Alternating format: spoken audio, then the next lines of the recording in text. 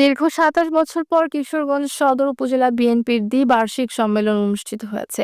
তাই এ সম্মেলনকে ঘিরে বিএনপির নেতাকর্মীদের মাঝে ব্যাপক উৎসাহ উদ্দীপনা দেখা যায়। আজ সকাল 11:30টায় জেলা শহরের কিশোরগঞ্জ বালিকা উচ্চ বিদ্যালয় প্রাঙ্গণে অনুষ্ঠিত হয় এ সম্মেলন।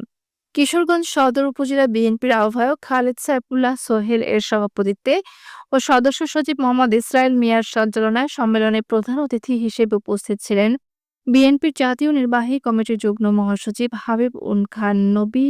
সম্মেলনের উদ্বোধন করেন কেন্দ্রীয় নির্বাহী কমিটির সাংগঠনিক সম্পাদক ও কিশোরগঞ্জ জেলা বিএনপির সভাপতি মোহাম্মদ শরীফুল আলম।